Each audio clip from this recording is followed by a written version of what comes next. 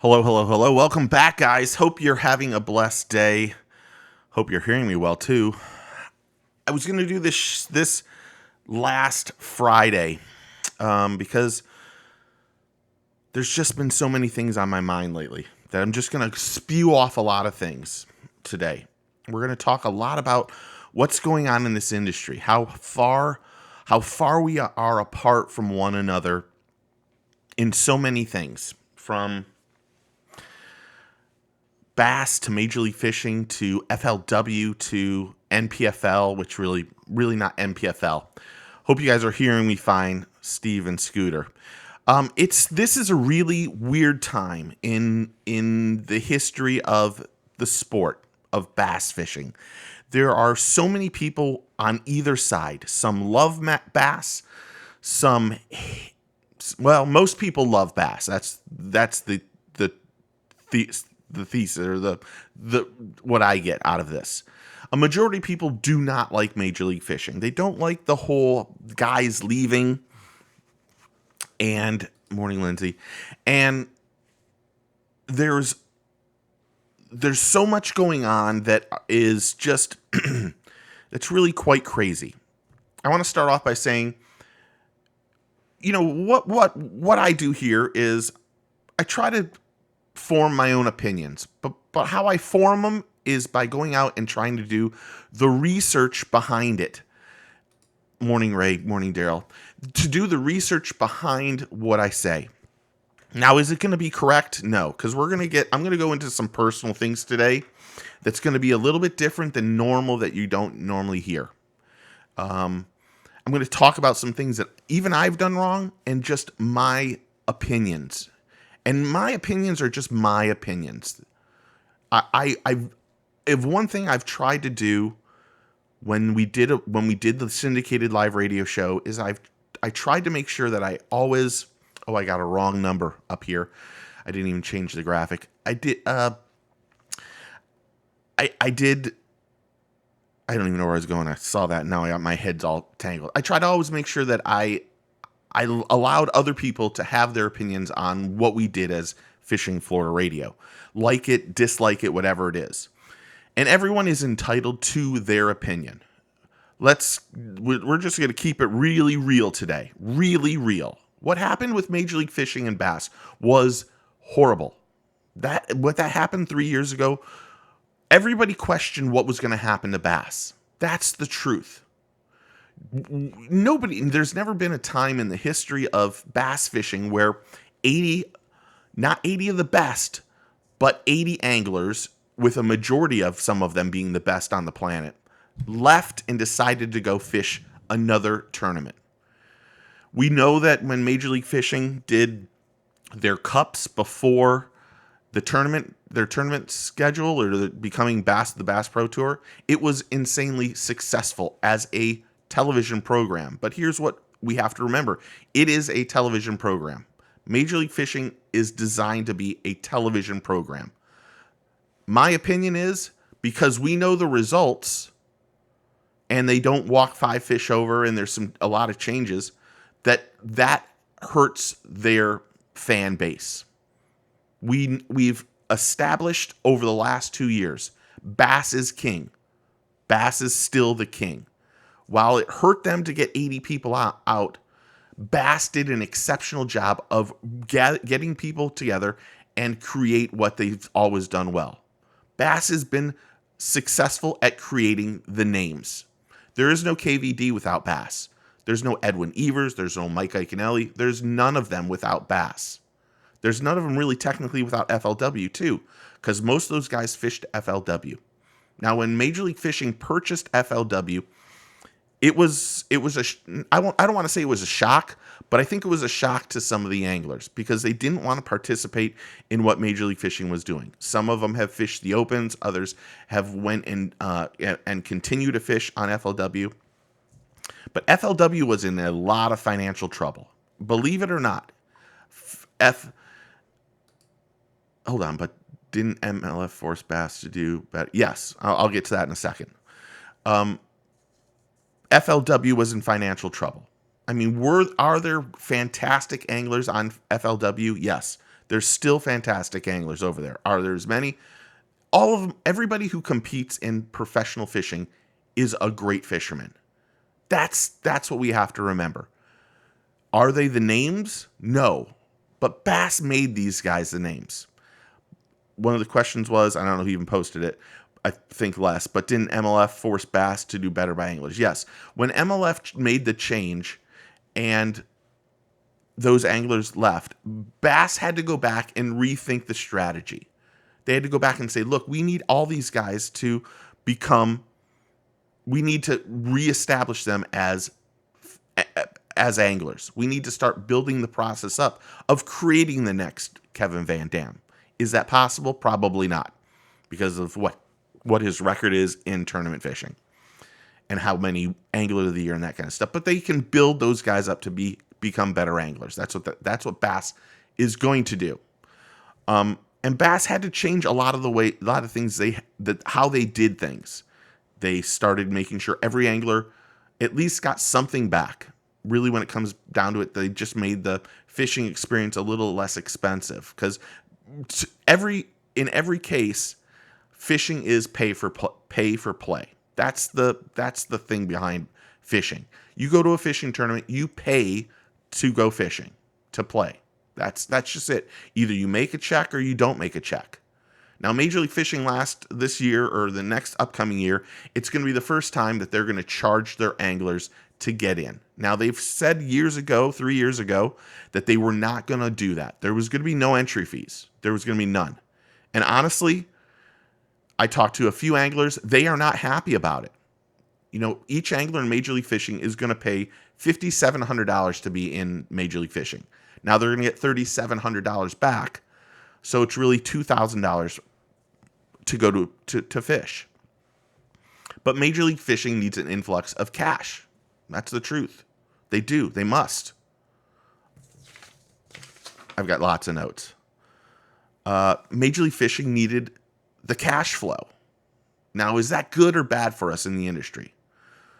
You can look at however you want. Like I said at the beginning, either you're for Bass or you're against Major League Fishing. Either way, any way you look at it, same thing. But either you love Major League Fishing or you love Bass.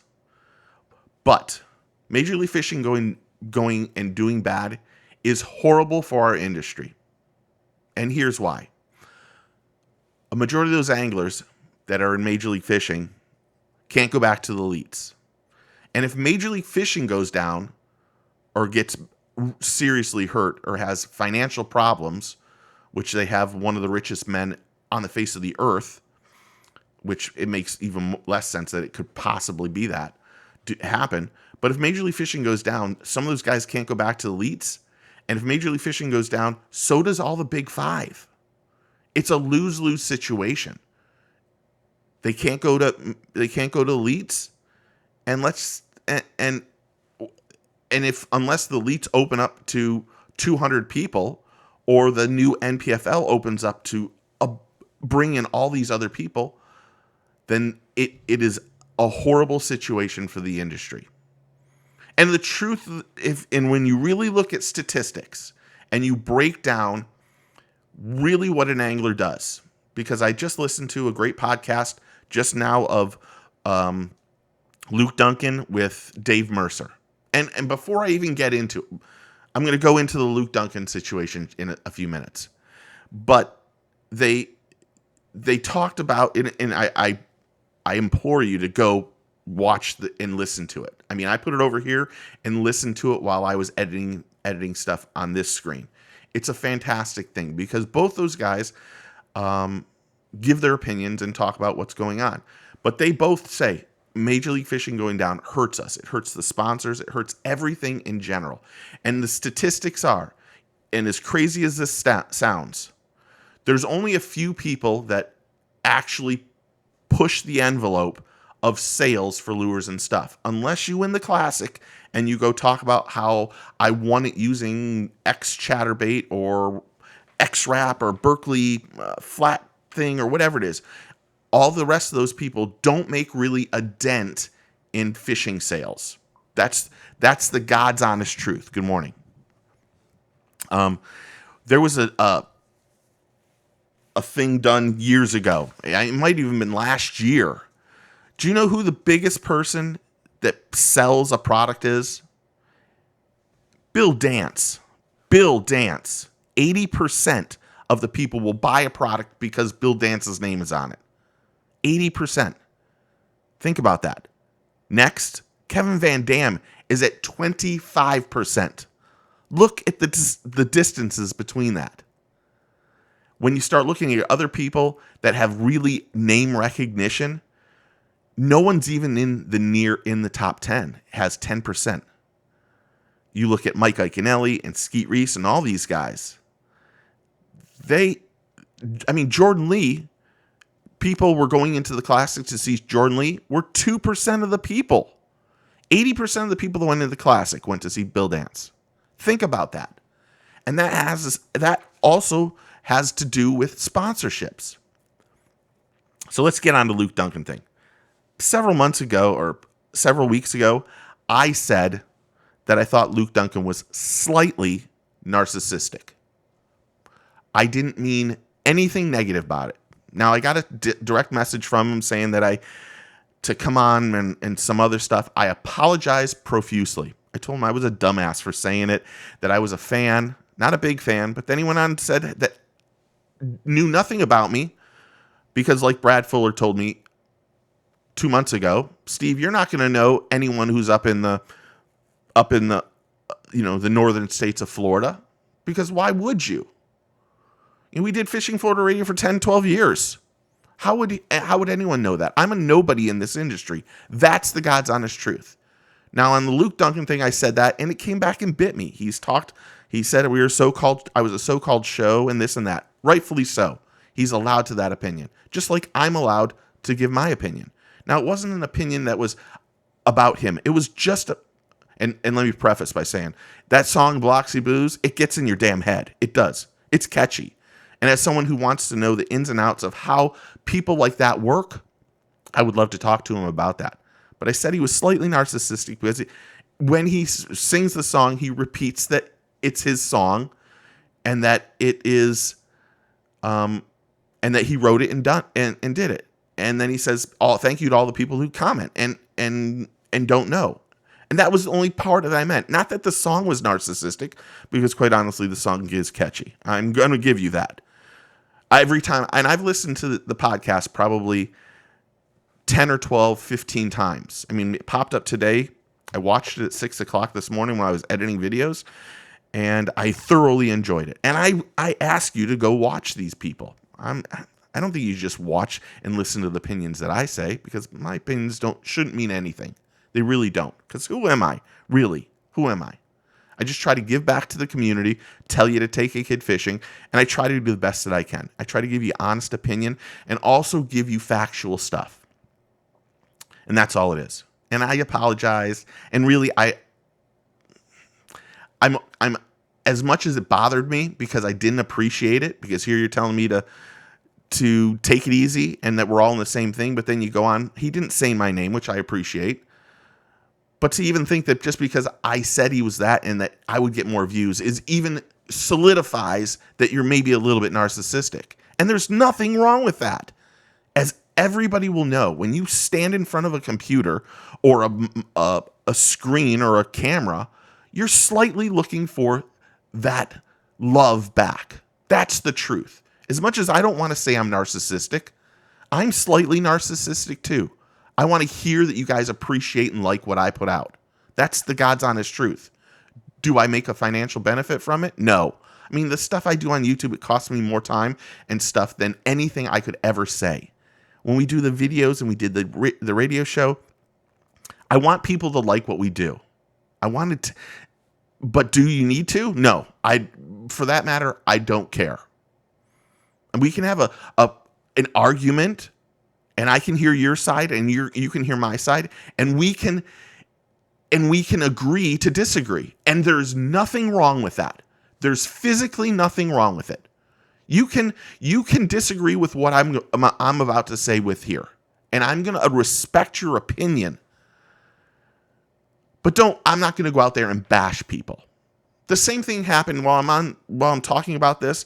You guys don't know this, but when I talked about Major League Fishing 2 years ago, Dave Mercer and I had a horrible conversation. This is the God's honest truth. He was sticking up for bass, understandably. Was he right? Yes. But when Major League Fishing took all these anglers, I felt like bass was going to be in serious trouble. As I think everybody in the world thought that. Anybody who says that is completely lying. I went to the St. John's event and Dave was not happy with me. He was pissed off. Said some things to me that I'm not even going to repeat. But he and I had a friendship before it. Well, I hope we had a friendship before it. And he disagreed with what I had said. And rightfully so. Because bass has proven now that they're still the king of the thing. I mean, we're seeing in this COVID thing now that bass is the only person that's doing tournaments. By the way, brilliant idea. Continue with the tournaments. But what we've realized is that what he realizes, he did not like my comment. And you can not like my comments either. You're not, while it might hurt me slightly if you're my friend, it's not going to hurt me in the long run. I do respect your opinion. And honestly, I want you to voice your opinion. I want you. That's what this is about. It's not just me up here just talking shit. I'm sorry, I swear, because there's going to be more swearing going on during this. And I apologize. But in all honesty, your feedback only helps me become better because I want to know your side of what's going on. I want to know your take. What I've realized over the last 2 years is not, and I've said this many times, is really bass is the king. The bass fan is extremely loyal to bass. Now, is it because Major League Fishing got all those guys and all those 80 guys left and went to Major League Fishing? Yes. Is it the format of Major League Fishing? Probably. I mean, the fans want to see the experience on stage. We know that for sure. Yes. Thank you. Let me take a breath. Morning Hammer and Joe and Craig, thank you. And Craig, thank you. And Mark. And Daryl, sorry. So I start reading these, and then then I get distracted. And I'm thinking we're allowed to disagree. We're allowed to disagree. I have no problem with that. But let's keep it friendly. And while you might not agree with the way I do, at least respect it. At least respect where it's coming from. Because I'm really not here at 8 o'clock or 9 o'clock in the morning just to get on here to hear myself talk. That is a truth. Because anyone who really, really knows me, and there's a few people that know me, no, I don't want you to know who I am. I know that's weird to say, but I don't want you to know my face. That's the God's honest truth. Over the last 2 or 3 years, I've had too many people tell me, look, Steve, people enjoy hearing your opinions, but they don't know who the hell you are. And I've made it a conscious effort to do things differently. And that's the truth. As much as it sounds crazy, it is. I'm being 100% honest on it. I mean, my real friends know I don't want you to know my face. I'm ugly. I'm freaking ugly. I'm fat, I'm ugly, and I'm opinionated. But I try to make my opinions as factual as possible. And like I said, I will listen to your side, listen to my side. We can agree to disagree, but we'll be better people because we listen to each other. And that's what I think is missing in Major League Fishing. Or bass fishing, excuse me. Because Major League Fishing is still coming out with tons and tons of new changes. Joe, you can't put those things on here. What we found out last week was, if you didn't know, last Thursday or Friday was the decision for Major League Fishing anglers to tell Major League Fishing if they were going to fish the new Pro Circuit and Major League Fishing. And that's been a button for a lot of people. A lot of people. What Major League Fishing did to take away the Forrest Wood Cup, I don't agree with. I don't agree with at all. What they did to cut back on the winning fees, I don't agree with that at all. And to keep it real, I didn't like that Major League Fishing anglers could just jump down and fish in the pro circuit last year and make the super tournaments. And I can understand and see their perspective on why they did it, because they were cutting off the other tournaments because of COVID. I didn't think it was fair to the anglers that were in the pro circuit, because it was a possibility for them to lose money. I'm trying not to read the comments at the same time. So when they did that, I didn't agree with it. That's the God's honest truth. I can see why they did it, because they canceled the tournaments. But I didn't think they should cancel the tournaments. I think they jumped the gun a little bit too early. But last week was the ultimatum, as we can kind of sort of put it, that the Major League Fishing anglers the BPT anglers had to decide if they were going to fish just the Bass Pro Tour, or they were going to fish both the Pro Circuit and Bass Pro. Now, there's many anglers that are completely not happy with this. And the guys I talked to, now I should mention, I didn't talk to any owners. Oh, that's a lie. And I apologize. I did text Boyd if I could get a list of who was going to fish both circuits. I texted him on Friday. On Friday, he said I would probably have something on Monday. That did not happen. I talked to their media person, and the list of anglers that are going to fish both circuits, BPT and Pro Circuit, is not going to be available for weeks, which I completely disagree with. I was told something, and it was never going to happen. And it's not Boyd couldn't do it. It was the media person that said that is not happening. From what I understand, there's not as many BPT anglers that are going to fish the Pro Circuit next year.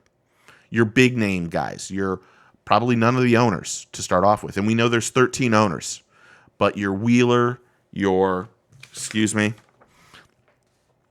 Wheeler and Lee and all those guys, lots of the big names are not participating. And that really does help the Pro Circuit. Now, what I understand is some of the guys are going to, but they're doing it because they want to fish. They want to go out there and catch fish. They want to go out there and promote their sponsors. They want to make a living. See, this is one of the things that, going back to Luke, I don't think, and he doesn't know because I'm a nobody in his life and never did anything at all. But when Luke had the issue with Major League Fishing, I went on the air and talked about it. He doesn't know. I went throughout Florida on the 4 or 5 syndicated radio shows that stations we were on, because I didn't believe what was happening to Luke was fair. I still don't believe what happened to Luke was fair. And here's why. We're allowed to have our opinion and talk about it. I keep saying opinion and it's pissing me off, but we're allowed to have our opinions. And he went on there and had his opinion on what was happening with Major League Fishing, on knowledge that he had firsthand. And for Jim Wilbur to go after his livelihood at a time when Luke was having, I don't want to say he was having a rough time, and I should mention, I know nothing about this. I had to research this to know the story behind what happened between Major League Fishing and Luke. I didn't appreciate, as a media person, and considered him a media person, that someone would go after his livelihood. I know we're all allowed to have our opinions, and it's happened to me too. That's the truth. I started talking Major League Fishing last year, and someone went to one of our major sponsors, Yamaha, and told them, you need to rein Steve in. You need to. And it was unfair, and it made no sense. Yeah. Brad, you want to know what? You can do that. I will give you a fat kiss on the lips, because that will never happen. Luke will not come on here. Like I said, I went on air and completely 100% was behind Luke's thing, because someone going after his livelihood, when it doesn't matter if he was a good time of his life or a bad time in his life. Now, his mother was sick. God rest her soul. I hope she's up there with God right now, looking down on him when he's doing all the great things, all the great shows that he's doing. But it bothered me. It pissed me off.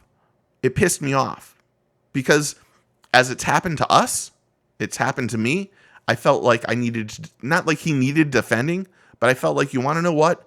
That shouldn't happen. That should not happen. He's talking about what he thinks, giving his opinion, and he's rightfully so to give those opinions. But to talk and go after him and his family, bullshit.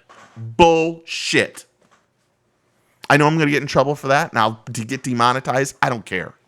Thought it was shit. That's the God's honest truth. It pissed me off.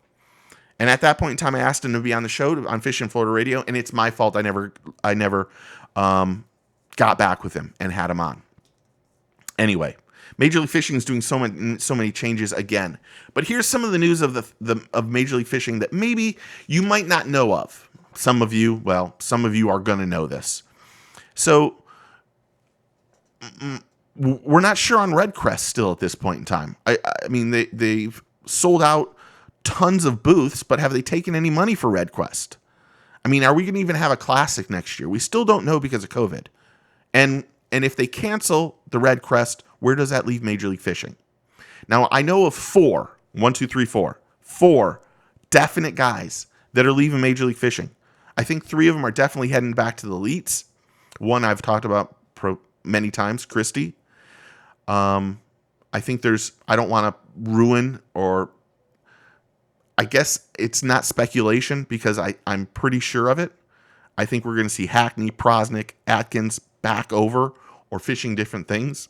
The Prosnick one surprises me because I think Prosnick has done very well on Major League Fishing, and that guy just catches fish everywhere. I'm one of the biggest Jacob Prosnick fans in the world. I'm a big Greg Hackney fan. I have many stories. I got to go to one of the cups years ago that was on the Harris chain. I wasn't allowed to talk about it for 8 months, but I got to spend an immense amount of time with Iaconelli and Hackney at that event. And Greg Hackney's just one of the best down-to-earth guys in the world. And I'm happy to see them go back. Does it help Bass? Yes, it does help Bass a little bit. We're never going to see the giant name guys, the owners, probably go back to go back to the elites. The guys who started the company are not going to go back to the elites, even though they might have the legacy chip and other things. They're just not going to, because it would show that they made the wrong move. And in most cases, I believe that we'll see them just retire. And I know I've talked to some of them about retiring. One in particular had said right around the next couple years, I told him I would never mention his name. He would be retiring, and now I'm hearing those rumors too. And it's one of the biggest names in the industry, one of them. So most of the anglers I talked to on Major League Fishing really thought it sucked about the entry fee. There's no doubt about it. And that's one of the reasons why some of them are maybe moving on. I'm not 100% sure, because really $2,000 really isn't that big of for them. For me, it's a ton of money. But for them, it's not as big as that. It isn't. And pay for play is how we've always done these things. But from what my understanding is that Major League Fishing needed the cash flow at this point in time. Van Dam is one of the owners. That is not who I'm talking about. But it wouldn't surprise me if Van Dam retires at some point. I would love to see him go. As a fan, I would love to see him go back to the elites and win another classic or win more tournaments. But I don't think that'll ever happen. And here I'm going with my ums. They did the guys.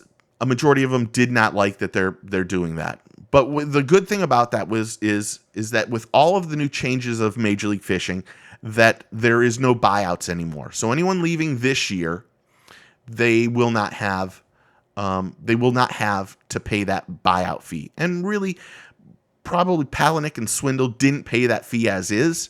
They probably went to a sponsor, and a sponsor probably said, "Look, I'll take care of that for you to go back to the elites." Because,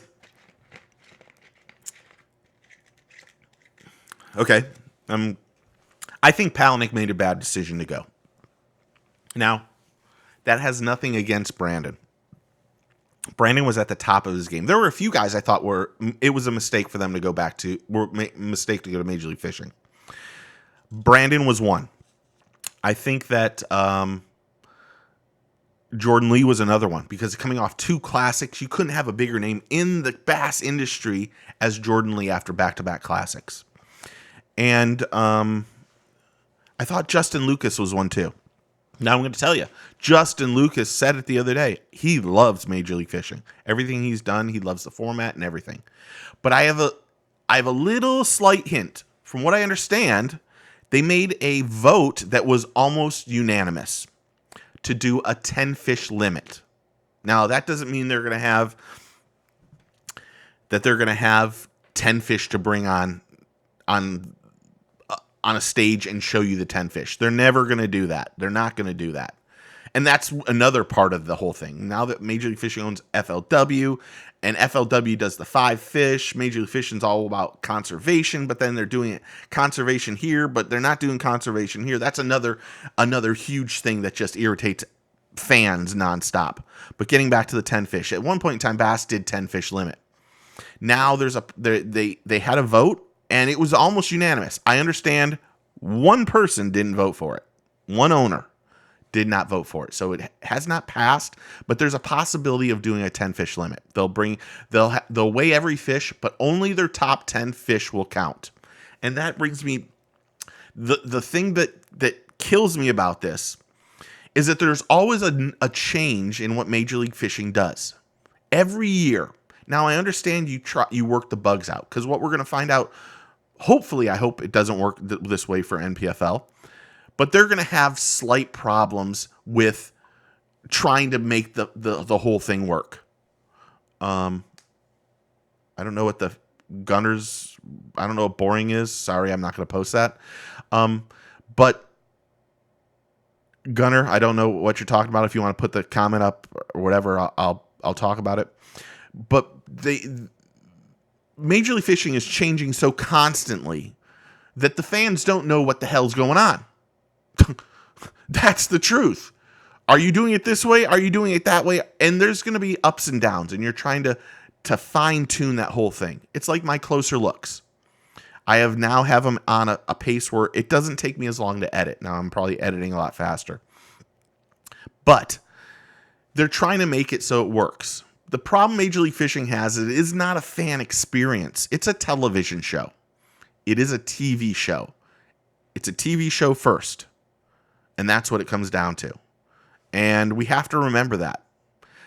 Major League Fishing started this when they started the Cups, and they did the Cups. They were exciting for us to watch because we didn't know where they were fishing or how it was going to end up.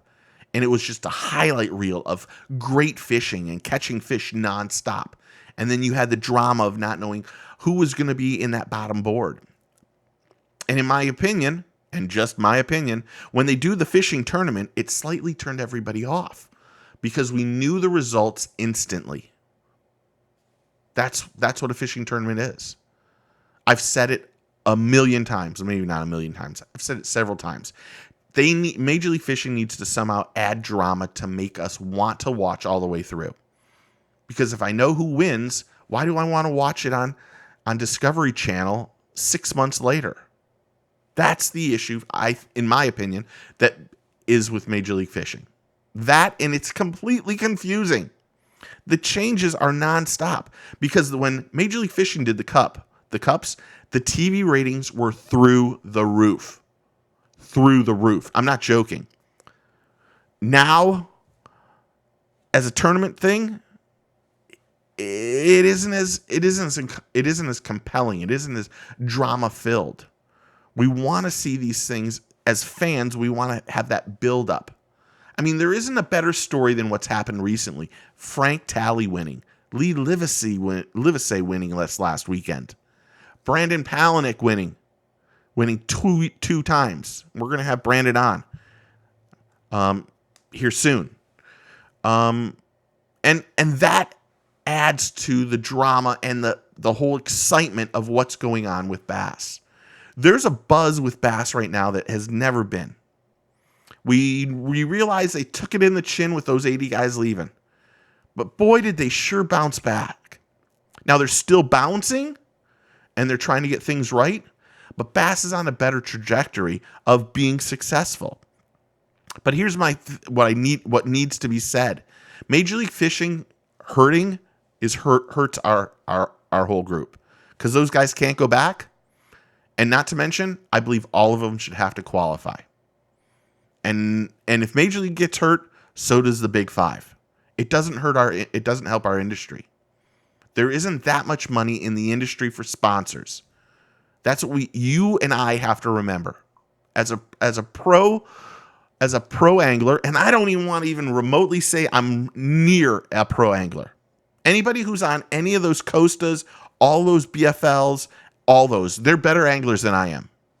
I have no problem saying that. And when you get up the ladder, those anglers are 10 times the angler I'll ever be.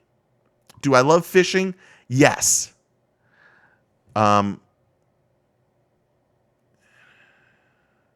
So we need both of them to succeed.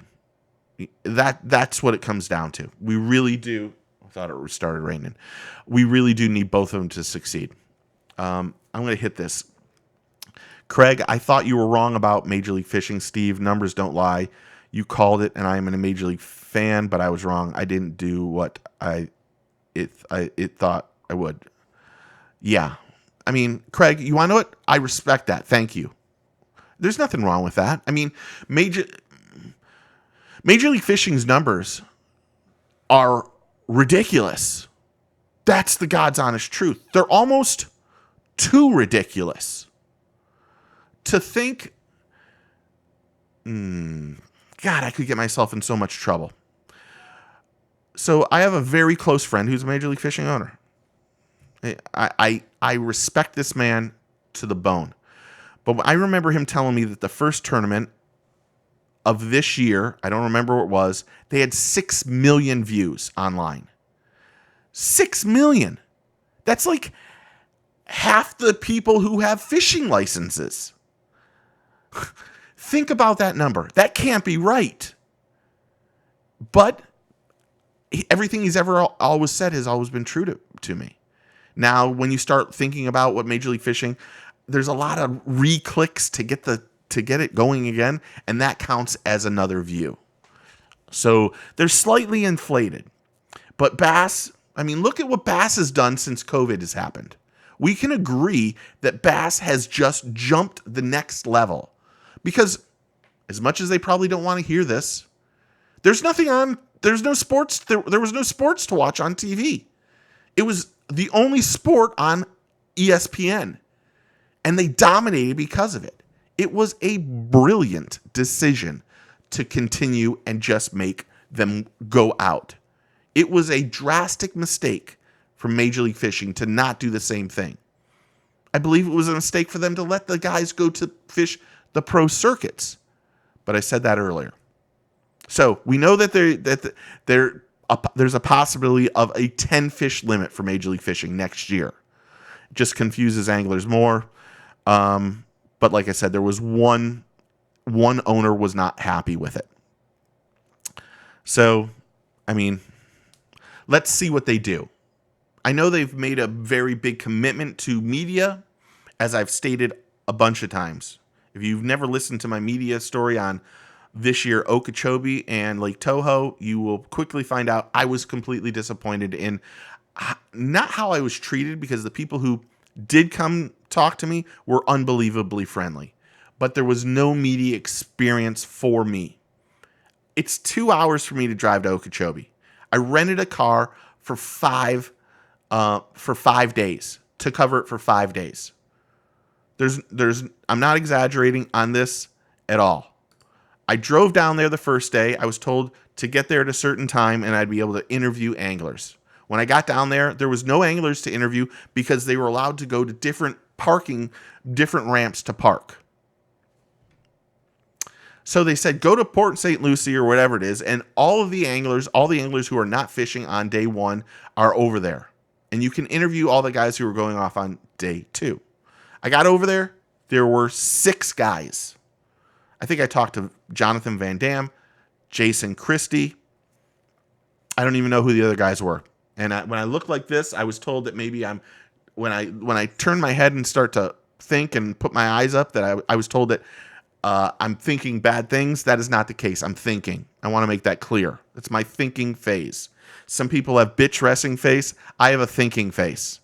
I know that might surprise you. It might look like I'm farting. That is not the case. I'm thinking. I don't remember who the other guys were, but I only got to interview a few of them.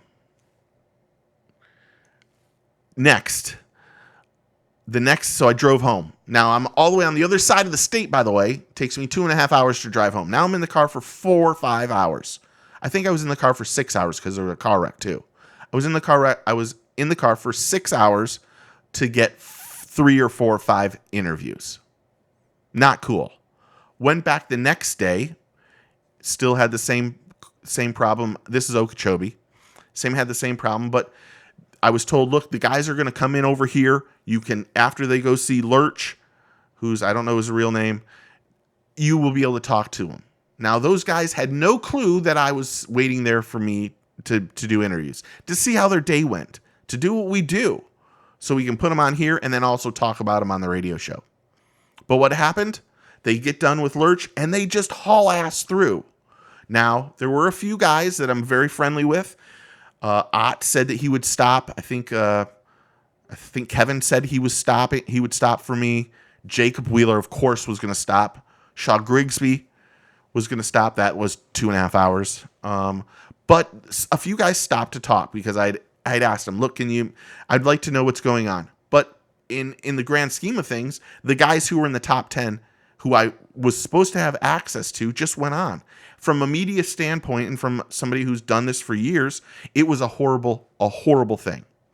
And it happened for 5 days. Truth be told, I didn't go the last 2 days because I knew I wasn't going to be able to do interviews. And that sucks. That sucks. Now, when they came back for the high rollers here in Toho, pretty much the same thing happened to me. Pretty much. I followed Edwin on one day. Didn't get to really talk to him, but the experience from a fan experience and a media experience, Major League Fishing has dropped the ball. It isn't meant to be a media or fan experience. Now, are they changing things? Yes. There's a possibility, and they're trying to get the media more involved. And I appreciate that and respect it and hope it works. Because as a group, as much as you might not like Major League Fishing, or you like something else, hold on. We're in this together. As I've said, I want you don't have to just take my opinion. I want you to go watch other podcasts, other shows. I can't say more great things that, even though he doesn't do a lot of bass fishing, I couldn't say more good things about the Jim Ross Show on Saturday mornings. 7:30 to 9:30, I think, or 7 to 9. Jim is one of the most fantastic guides on the East Coast. Might be, hands down, the best nearshore fishing guide on the East Coast. He's that good. I don't want to bash anybody's podcast or what they do. That's not my goal. My goal is for you to listen to these things, enjoy them, comment, and tell us what you think. Because really, the fan interaction is really the best thing for me. That's the truth. If I would put all these comments on here, but it's hard to, and really it distracts me. And I was gonna have Les do this, and he could do this, but I think Les, and I hope Les is doing well. Les got in that car accident, and he's just had some health issues. He's got back problems and other stuff, and it sucks. But at some point in time, Mike will be on this with me. That's the ultimate goal, that Mike and I can talk about these things, and it's just not my voice. You'll hear Mike's opinion, because Mike's opinion at times differs from mine. Mike used to be a professional angler. Mike is a business owner. Tackle Webs is blowing up. If you don't know about Tackle Webs, you should be going and checking them out. They have some great bags. They have the new waterproof backpacks, and they have they got some new dry Ziploc bags that I probably shouldn't even mention, but they're going to be out here soon too, and they're fantastic. but the things that Mike does, and Mike has a different opinion on what, not really, we have the same opinion pretty much because we're very much a lot alike, but his take on it is different. That's what made the Luke Duncan, and that's my thinking phase. Sorry, Luke Duncan and Dave Mercer podcast that just posted yesterday so amazing. What we did on the radio show, the reason we were successful on the radio, and I believe that we'll be successful on podcasts, is that I can be that straight person to tell you, hopefully, facts and give you my opinions. And Mike can have those funny comments and give you his opinions because Mike sees it differently, just like Dave and Luke did this past show. It was great to see the banter back and forth because they're both very funny, creative people. Dave Mercer's a crazy creative person. And quite honestly, Luke is a determined, great show host. The NPFL, there's a formula that works for fishing. That's the truth. We did it on the radio show. Mike was the funny guy. I was the straight-laced guy. Major and Bass Pro. You have Tommy and those guys, and then you have Zona, and you have Davey Height that it has the experience. When the NPFL starts, and I'm giving them the absolute benefit of the doubt because I want to see them succeed because I don't want to see anyone not succeed. There's enough stuff in this industry for everyone to do very well. That is the key to this. There's a lot of stuff that all of us can do very well and continue to have successful livings because of it. And it's not about bashing each other. So back to the NPFL. They're going to take that formula that has worked with bass and move it over. And there's nothing wrong with that. You have Luke Duncan who's going to come on and give you the person who knows about tournament fishing. Successful, unsuccessful, it doesn't matter. He knows the ins and outs of what it takes to be a professional fisherman. He knows the stresses. He knows the things that hurt the anglers the most. He knows that the time away from his family and making a check or not making a check, how that affects the angler. And then you have Fat Cat who's going to come in and give this different perspective of being funny. That's the formula that made bass successful. Now I know they've offered NPFL's offered other jobs to other people, and some people have turned them down. I mean, that's life. I know one person that's in the process of talking to him right now. And I wish that person the most success in life because he's one of my very good friends. So by what NPFL doing and that formula, that's what they did. That's what we did on the radio show. We had the straight lace. We had somebody who didn't talk, and then we had Mike. And we added Les in for some commentary, and we had other people come in and do the same thing. That's the one thing I think is missing in Major League Fishing. I don't think they have the right people commentating. Now, I'm not talking about JT Kinney. That's the truth. Because that guy knows a shit ton. That guy is good. He's somewhat funny. And he can flat out fish. I'm not joking. I've had JT Kinney on the show a couple times on the live radio show. That guy can flat out fish. Great in Florida. Great everywhere. I think he is good. But they don't have that one person to kind of give you that interject, that funny, that to make you smile, that laugh. That's what I think Major League Fishing is missing. I think they need someone to be in there to do what Dave Mercer does or do what Mark Zona does. And I'm sure Major League Fishing tried to hire either one of those guys at some point. They didn't go. And rightfully so, because they could see the writing on the wall. Leaving Bass. Bass has 50 years underneath them. The Classic is the Classic for a reason. The Classic is the ultimate and biggest fishing tournament in the world. Ultimate fishing tournament in the world. And to win that is a humongous success and something to be proud of. And that's just it's my opinion. I just think they need someone to interject some humor. So it isn't so straight-laced. Not so much, not that I dislike Marty, but not so much Marty. Marty knows a lot. Marty's good. Marty has a great voice. But interject some comedy and some fun into the show. And when they do that, I think they'll be more successful. Now, will the fans come back? I don't know. But we know that them not being successful hurts the whole industry.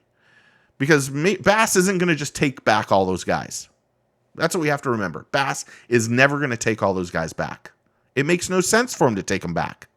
Bass is now... We can agree to disagree. But in my opinion, Bass is king. Bass is. And NPFL is kind of swooping in at a perfect time. As much as I didn't think so at the start, now that they've taken their time and trying to do things properly, bringing the correct people in, the right formula, while I don't know a lot of the anglers, it doesn't mean that they can't build them up and make them the same anglers that's there, that Bass has done. Bass made all those guys. NPFL can do the same thing. Now I think they're going to ride the horse of the success of Luke and Fat Cat to start off with, but slowly we'll start to see them produce the anglers and the name recognition. Well, I hope so anyway. I think they will. I mean, I don't really have any dealings with them. I'm just going by what I think, and you can see kind of you can see where they're going. I guess that's the best way to put it. So I'm looking at my notes because I got so many of them. Because really, I wanted to talk about the evolution of bass fishing tournaments. You know, I guess I have, and I've mentioned everyone's entitled to their opinions. Because really, what happens is in these things, like, you know, I didn't like getting the feedback or the DM from Luke. I didn't. That's the truth. But it brought out the fire. It got the fire back in me, and that's all right. Just like it probably fired him up too. I want him to be successful. I want Dave Mercer to be successful. I mean, I texted Dave this morning, telling him how great of a show they did together, and that collab is a great thing. You know, it like I said, there's enough in here, enough out there for everyone to do well and be successful. Like, hate, dislike, whatever. You know, we have to just keep it real. You know, it's just such a weird. This is a weird time in the industry. I mean, I don't know how many. The craziest thing about this is I don't know how many times I've said that in the last 3 years. I mean, I don't know how many times I've said that. I mean, when the Major League Fishing left and went to Bass, when the Bass guys left and went to Major League Fishing, it was a weird time. We didn't know what was going to happen. We didn't know where Bass was going to go. Bass has succeeded and still growing and being great. Would some of these anglers that if all those 80 anglers didn't leave, would those guys win the tournaments? We'll never know. But we can keep it real and say, you want to know what? One of the things we do know is that the anglers that are professional fishermen are fantastic anglers. If you're fishing one or the other, they're, you know, the top 20 might change a little bit. Well, it would probably have a lot of influence in it. But we now know that there's a lot of guys out there that can flat out catch fish. Not to mention, you want to know what we know now is now we're hearing new stories in the industry of these guys' struggles and how much they've dealt with personally, financially, and emotionally that we didn't know in the past. We've always known it's tough. The Jamie Hartman, when we had Jamie Hartman on a couple of years ago, his story really resonated to me. Someone who gave up everything to try to make it as a living as a professional angler. And that happens more than we know. But for him to succeed and do well, it's one of those good heart feeling, you know, it feels good. I don't know Jamie personally. I think I've met him once or twice. I think I've interviewed him twice. I don't know him well. He's an acquaintance. But I feel good for him because you want to know what? It's cool that he won and that he succeeded at his dream. Because it really is. This is kind of like a dream for most people to get to that level where you're successful as a professional angler. You don't just jump on and do this. It takes years to become a professional angler. It's one of the reasons why I want to do a whole show just devoted to being a professional angler. How do you do it? I'd love to know your comments and find out more. Should I do this or should I not? Butch is completely right. There's too much drama in the bass industry. And really, Butch, you want to know what? There's always going to be drama in the bass industry. You want to know why? Because one is always trying to hurt the other. As much as Bass probably doesn't say that they want MLF to go away, they were hurt. They were butthurt. I'm going to sneeze. They were butthurt. Like it or not, Bass had to make some drastic changes to the formula that they were doing. And they've done it very well. They've done very well. But they it hurt. Major League Fishing, I think Major League Fishing thought they would come in and just dominate. But we know for a fact that the bass fisherman is exceptionally loyal. Exceptionally loyal. They liked bass. While the names left, it was the formula and the way that Bass was doing things that made Bass successful. While the anglers helped, we now know after 2.5, 3 years that it was Bass itself. It was the media behind them. It was the anglers. It was all sorts of things. And it's tough. It's probably a tough pill to chew for Major League Fishing. Because I know at one point in time there were 3 attempts to buy Bass by Boyd Duckett. And really, I wouldn't be surprised that I don't know when, but at some point in time, there'll be another attempt to purchase Bass. Or maybe Bass will attempt to purchase Major League Fishing. When Bass went against FLW, while there was some issues, it wasn't the issues that we now see with Major League Fishing. And that is the God's honest truth. From a media standpoint, from a fan standpoint, from everything. Because I'm going to be brutally honest with you. I'm a fan first. Because there's things I know that I can't talk about. Lots of things I know that I can't talk about. Because I'm friends with people and they say, don't say this. Here's the inner workings of what's going on. And I have to respect them and not just blurt out some of the crap that I know. Because what if Bass said, open their arms and said, Major League Fishing, come back. Guys from Major League Fishing, you have an open invitation to come back to us. What percentage of anglers do you think would go back? What percentage?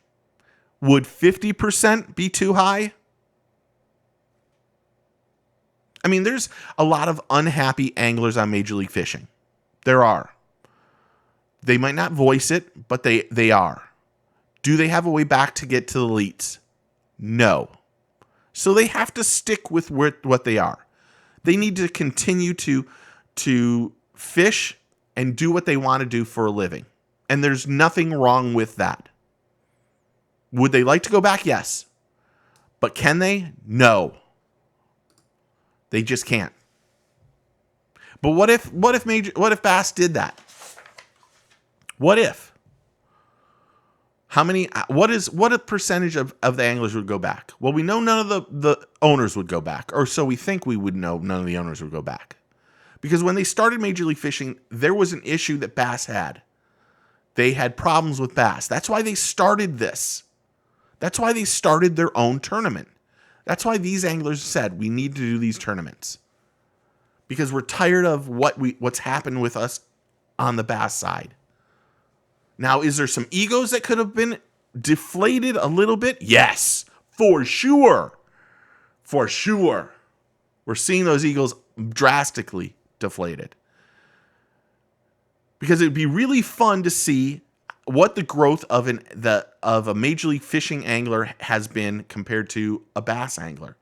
On the social media side, on the side of sponsorship, has the bass people grown more than the Major League Fishing people have grown? I know that there were a lot of sponsors that left Major League Fishing last year that just were unhappy with what was going on.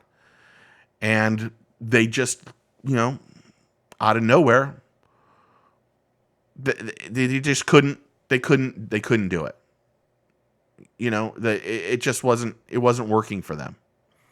And some of that has to do with there's promises that are promised to the sponsors. Getting a sponsor just isn't, you just don't show up. You see these sponsors down on the bottom here. I mean, these are some of these people, and like Starbright and all these people. And I got a list of product sponsors that I should mention at some point. These just don't just show up at your door. These are worked for. Honestly. These are some of these guys are some of the best in the industry. It isn't easy getting a sponsor. It isn't. You might be the best angler on this body of lake right behind my house. Doesn't mean a sponsor is going to want to sponsor you.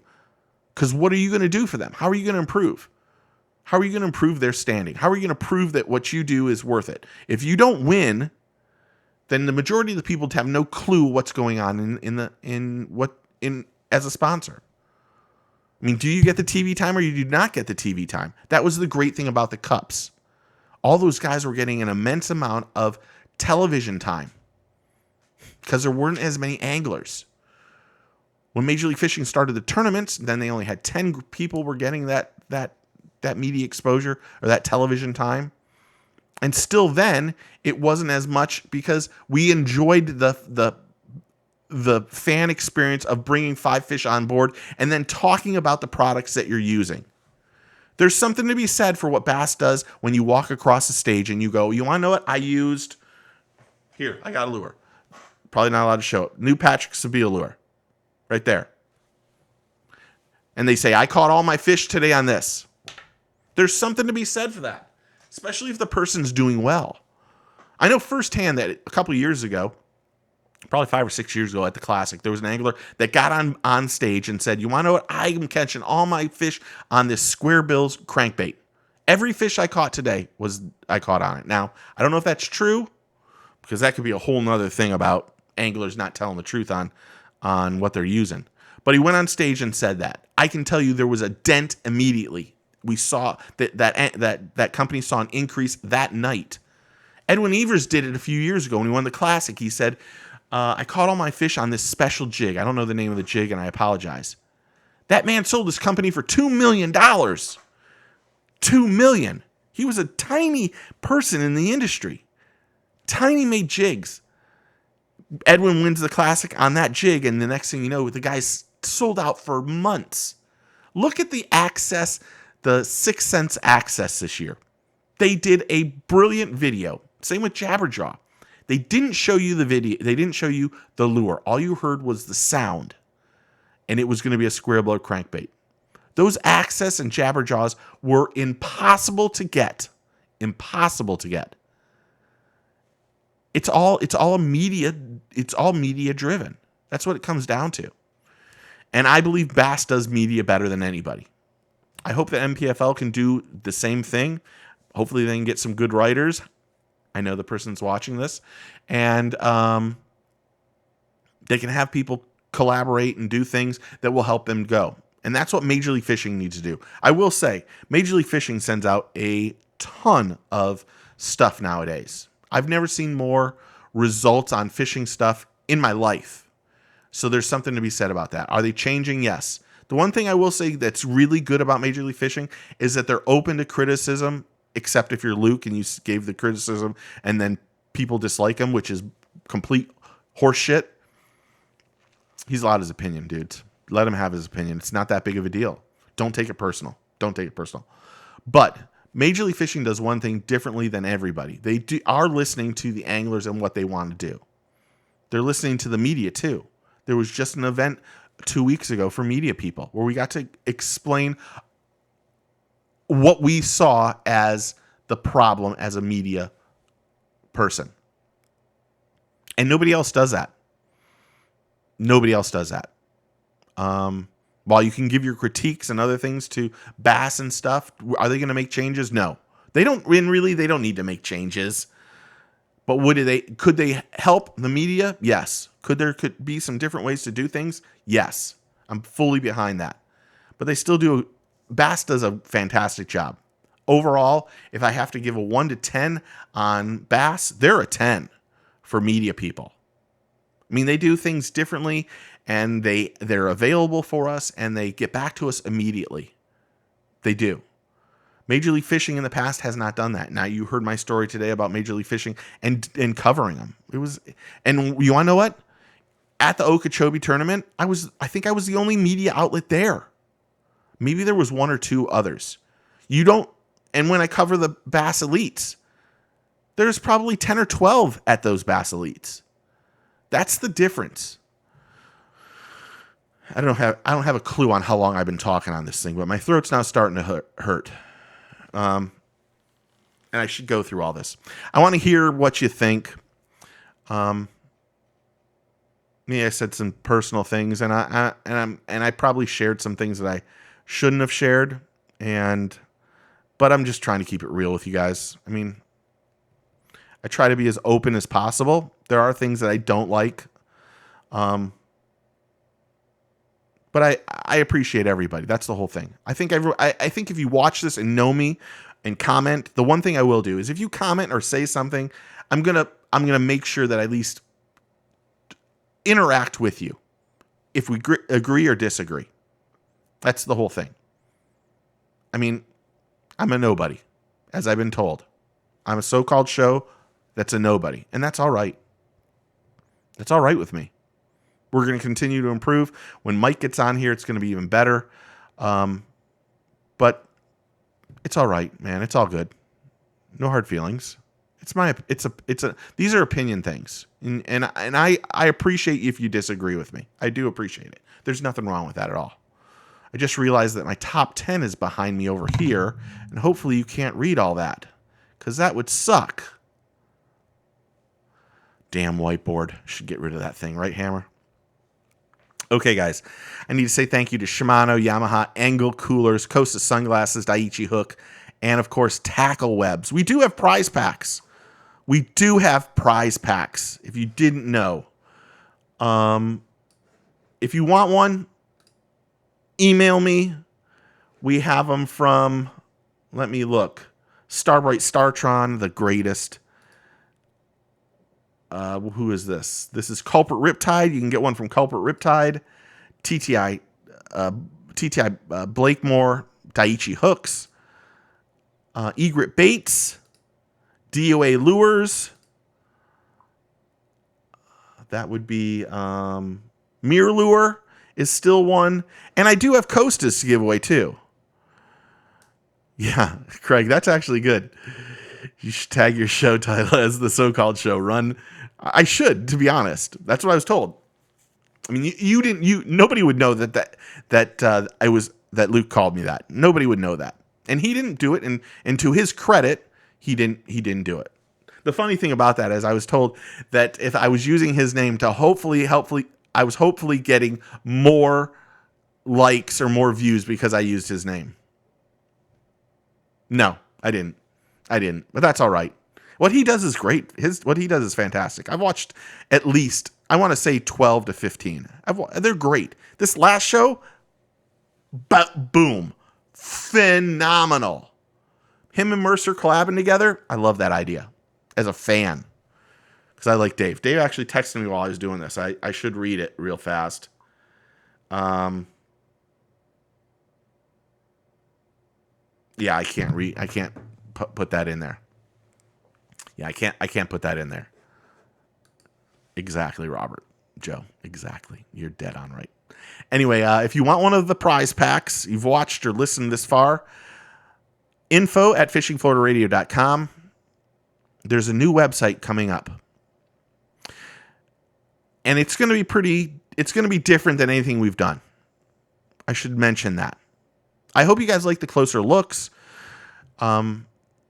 I really do hope you guys like the closer looks. I've got a lot of them done ahead of time, and I'm going to try to do some fishing and just do some fishing videos. And I'm going to try to make them a little bit more informative on things that I'm doing. I can tell you firsthand that I've got one for the Evergreen Gizmo, and that little bug thing is phenomenal. I mean, it's phenomenal. Also, this weekend, you saw the 6th Sense Ridgeworm, I think, on Saturday. Also put a hurting on some fish over the weekend with that worm. There's a lot of these new videos that are coming out. I can give you a quick overview of the ones I've got done. I've got the new Big Bite Baits BFE. If you don't know about that, it's a creature bug, really great.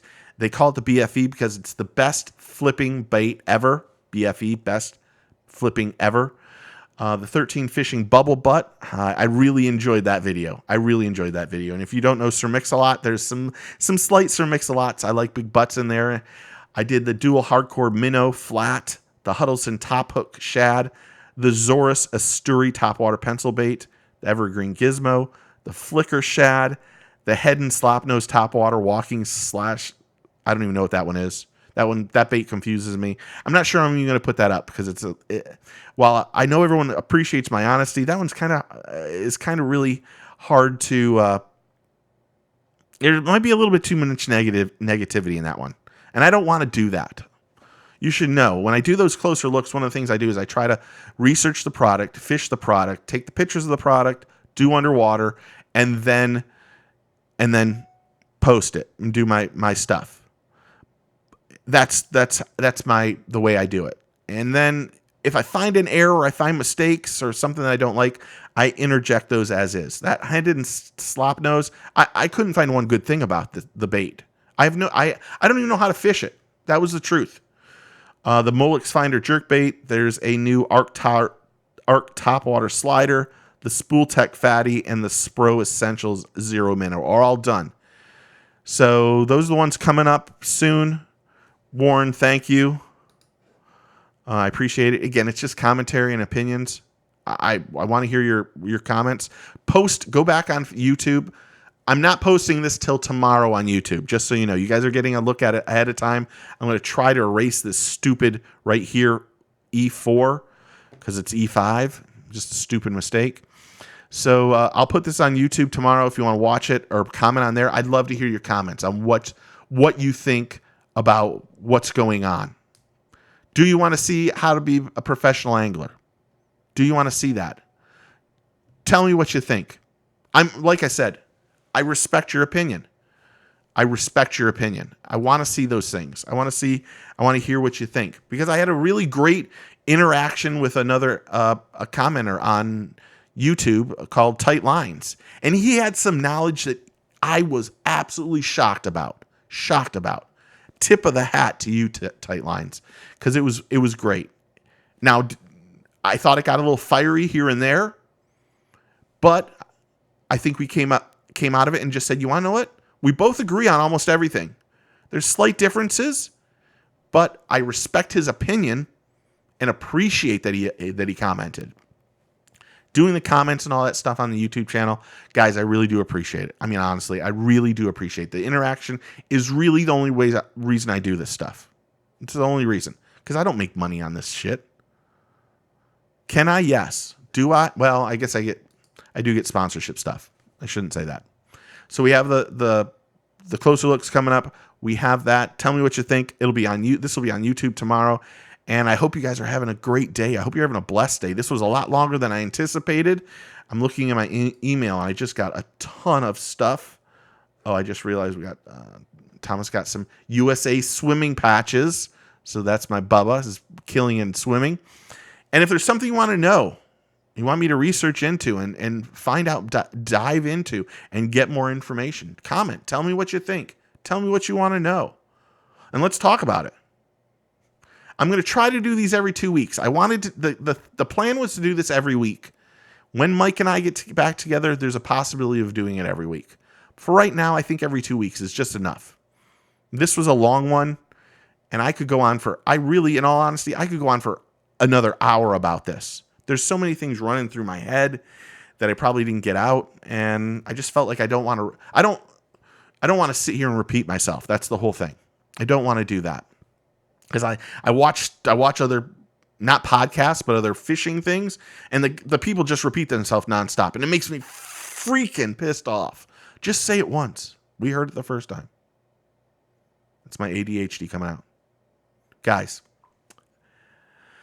let's put the band back together. Great show. Thank you, Mark. Thank you, Warren. Thank you, Joe. Thanks for being part of this. Want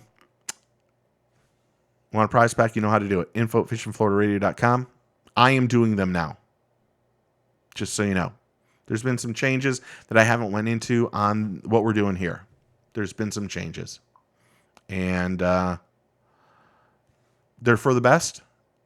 And it'll only make us a better group and a better team. Because really, if you're commenting and you're listening and you're watching this, you're part of the team, man. You might not want to, but you're part of the team. So, without further ado, let's make sure we take a kid fishing. Tight lines, God bless. Let me put that up. Take a kid fishing, get your fish on, and we will see you soon. Cheers, guys.